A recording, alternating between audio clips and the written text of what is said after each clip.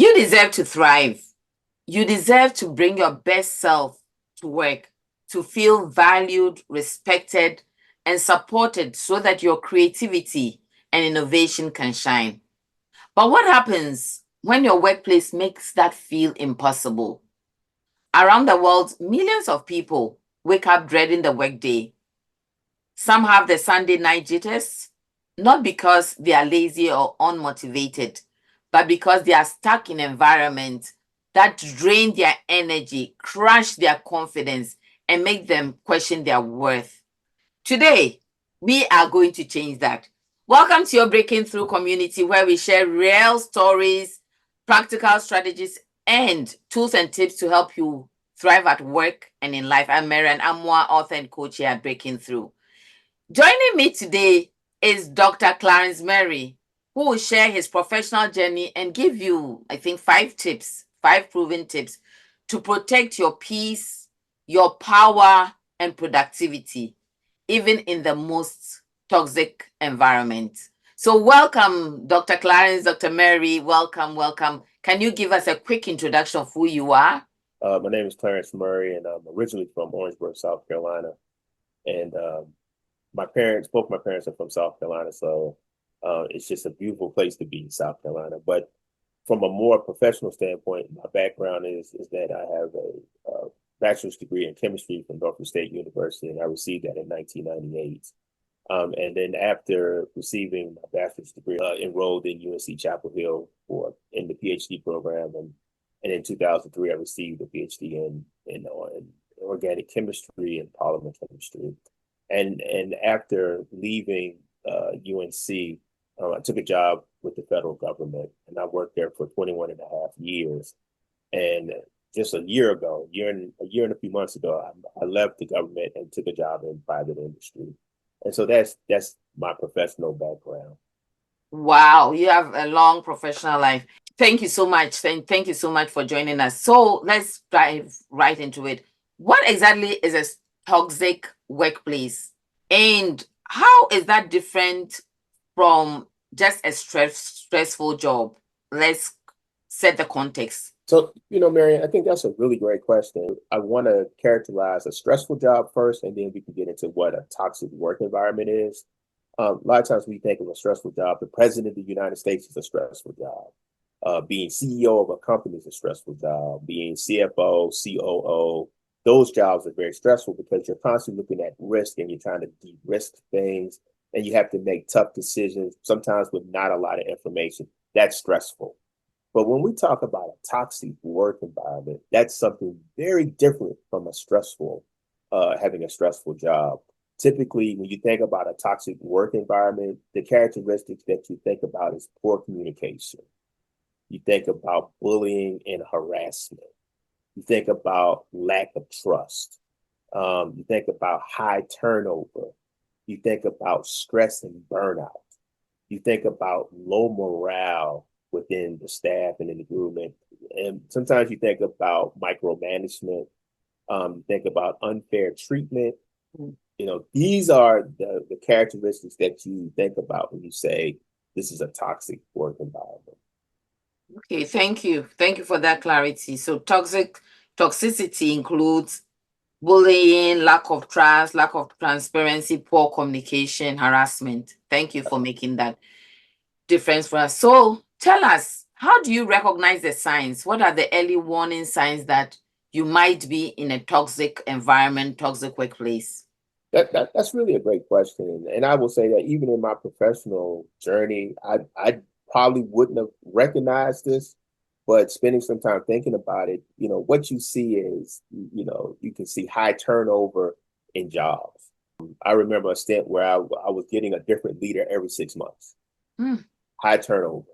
You see a decrease in productivity and engagement. The type of job I had in the government was always about productivity, which sometimes people don't think about the government, but very productive. And you can watch numbers dwindle down and groups not be as productive as they're supposed to be or engaged, understanding what's going on day to day. Some of the other signs or characteristics that you see in a toxic work environment is increase in absentee. So you have employees that are out it's almost like routine, like clockwork. You don't see them on certain days.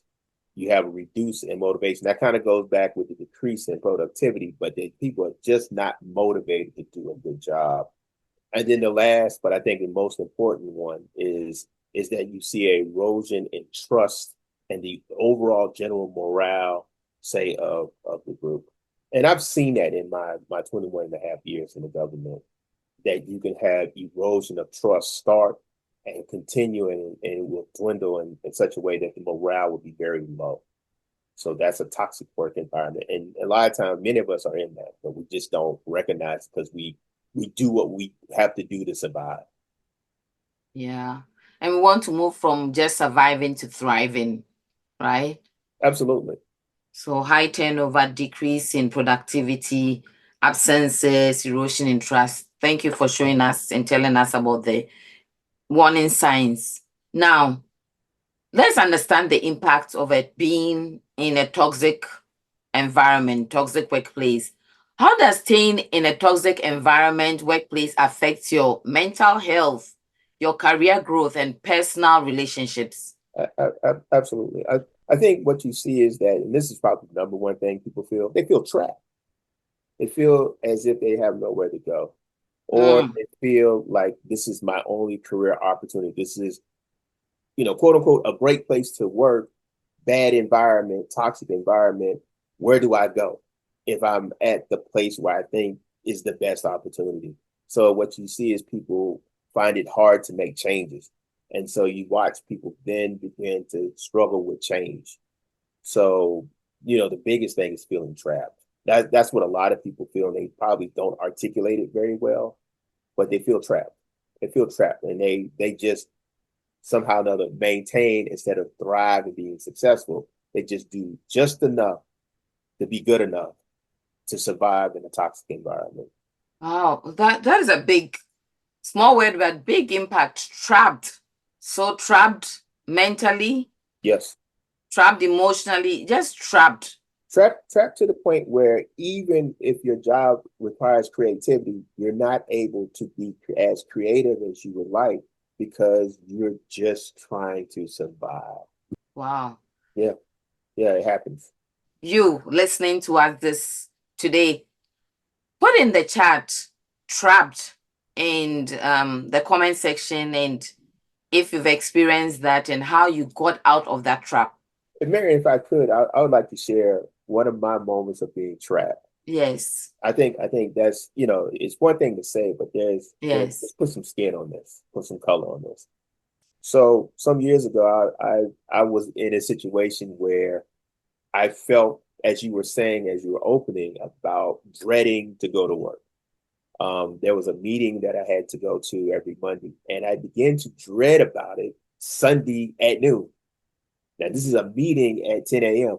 I started dreading about it because it was just a horrific and horrible meeting to go to, because the things that I list, some of the characteristics, there was harassment, lack of trust, stress, micromanagement. It's almost like you couldn't say anything right, even though you've done all that you need to do. You've dotted all your I's and crossed all your T's.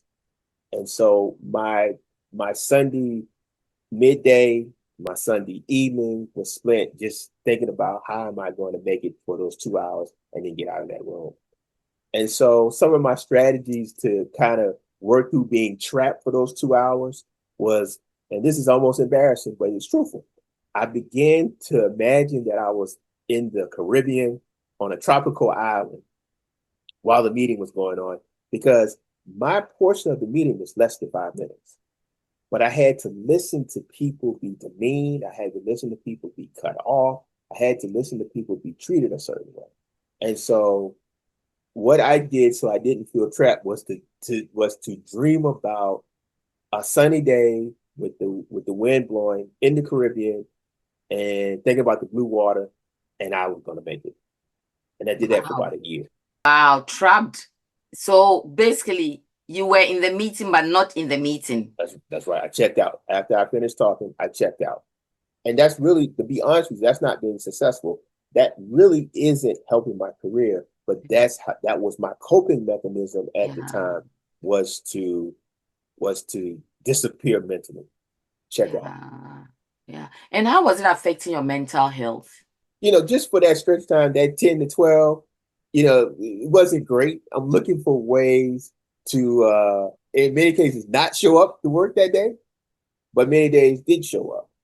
And, it didn't take away from me doing my work, doing my job, being successful, things of that nature. But for that 2 hour stretch, which was 2 hours too long, it wasn't great.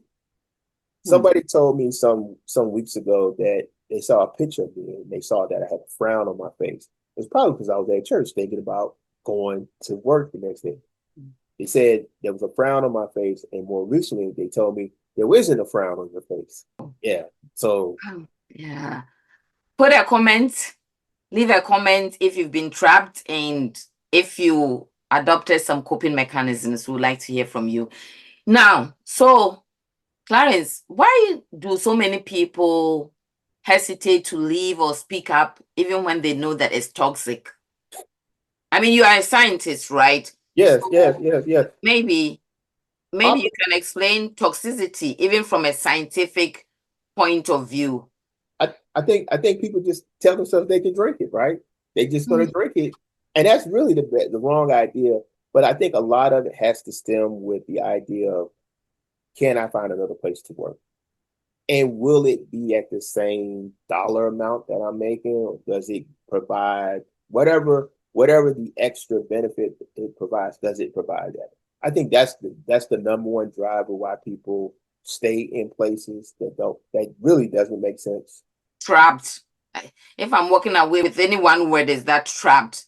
Yeah. People feel trapped and they don't see any way out, so they stay. Okay, now, what are the top 5 strategies to protect your sanity, your mental health, your career, relationships? You know, if you find yourself in an environment and So, Marion, that's really a great question. And what I would say is that let's start at the most important thing. As a Christian person, really, really have to ask yourself, do I trust God? Let's start right there. And I know that's a little different. I know that the world has a different approach, but as a Christian person, you have to ask that question. Do I really believe what the Bible says? Do I really believe what God has to say? And does God have the final answer in this? And so what you find strengthening is the words, the stories of the Bible. You find that you're not the only one going through that. And then but you really find freedom, peace, and you get yourself untrapped by trusting God and praying, and then enjoying the congregation that you may be locally affiliated with. And that's in a lot of other activities. Maybe it could be studying the Bible. So in other words, what I'm now leading into is setting boundaries for yourself, understanding, once you have your spiritual base, when you go back into your work base, you set boundaries. You say, for Monday, Tuesday, whatever, I work 8 to 5 or whatever that time is, not excluding the idea that you may have to do other assignments and things like that. But you have to set a core boundary for yourself. And you tell yourself, this is my boundary, because what you're going to realize, if you set that boundary and it's just for 8 hours, you win back 16 hours that you were going to give away. See, I was giving away 16 hours, 24 hours, when I should have only been negotiating 8 hours. That's the only thing I negotiated was 8. I have 16 that belong to me. So if you set the boundary, you're taking back those 16 that you say belong to yourself. And then when you take back those 16 hours that belong to yourself, now you can begin to start thinking about the self-care that you should be thinking about. Whether it's exercise, whether it's physical weight, aerobics, things like that, talking to friends, driving, whatever it is, take back your 16 hours and do something that will give you self-care. You have to do that. And then the other thing that sometimes we shy about, we're kind of shameful about, but we shouldn't, seek support. Seek support. Seek support. Sometimes it's professional, and I know there's kind of a stigma in different ethnic groups, but there's no shame in that. There's no shame in talking to someone, whether it's informal or formal. Seek that support. That is worth $1 million. Um, and then the other option you have is talk to someone else. Talk to others. We all have a friend that we feel comfortable talking with. Talk to them. But sometimes, you have to understand the difference between talking to your friend and seeking support. yeah. There's a difference. There's a difference. Sometimes your friends will just say yes and mm-hmm. but sometimes you might want to have a different conversation, which what you will find will bring you back to your boundaries, will bring you back to the discussion about self-care, which may bring you back to your conversation even about your faith and what does it mean as it relates to that toxic work environment that you're in. That's why seeking support is so big here. So, Dr. Clarence, let me play back to you. For you personally, your faith is the anchor, right? Or the Absolutely. base for you, Absolutely. right? And your number one tip or strategy is set core boundaries. Yes. Number 2, self-care. That's right. Number 3, seek support. That might be professional support or an expert in that area to help you get out of that toxic environment or how to deal with it. Number 4, talk to friends. Yes. Right. Then what's the number 5? Your community. Well, it is community, but it's that church is talking to God. Yeah. So talking to God, finding support from your community. Yes. And sometimes your community, for some people, is just for some people it's church, for some people it's family support, for some people it can be some networking group or some sisterhood or brotherhood that they have. Absolutely. Wow. Thank you. Thank you. Thank you for sharing these. Now, if someone, we're about to land the plane, if someone feels stuck and can't sleep right away, what's one thing they can start doing today to protect themselves, to protect their sanity, their mental health? Mary, that's a great question. My response to that is to pray. That's really my response. And it's kind of interesting. Nothing complicated, nothing extravagant, but just pray to get through the day. That situation, whatever that trying to do. For me, it was that 10 to 12. And it was only on Monday. Any other time, it didn't bother me. But Monday, 10 to 12. I will be honest, I didn't pray always. It was only when I started praying about it and doing more about it, it became less of a problem. I didn't have to dream about being away. I could be right there. Because here's the funny thing about life. Sometimes when the shoe is on the other foot, things get interesting. And so, let me put a conclusion to that story. The pandemic happened and everything changed. And there was a lot of people that were nervous and a lot of us who wasn't nervous and knew what to do. Then had the opportunity to show them the way, show them how you deal with things, show them how you treat people, show them how you do your business. And that's what happened. That's what happened in my situation. The pandemic came around. Now we were called to action. The people who made things tough now had to lean on people. You had to unloose the buckle. You couldn't micromanage. You couldn't be harassing because now everyone was in trouble. But the difference was you showed them the grace that God has shown us. You showed how you carry yourself professionally, and you showed that here's the plan, and then people began to give us that professional courtesy that we all deserve. Wow. Extend grace is also part of it. So summarize for me again. You said pray, right? Yes. Lean into your faith. Lean into that inner power. Yeah. Inner power, external power. Lean into something to hold you. Absolutely. To get through that. And remember the 5 strategies that Clarence has shared with us. Set core boundaries. You need to be respected. Self-care. Seek support, professional support. Talk to a friend and find that supportive community. Thank you, Clarence, so much. No matter how toxic the environment you're in, no matter how toxic, your well-being is worth protecting because we don't want you to just survive.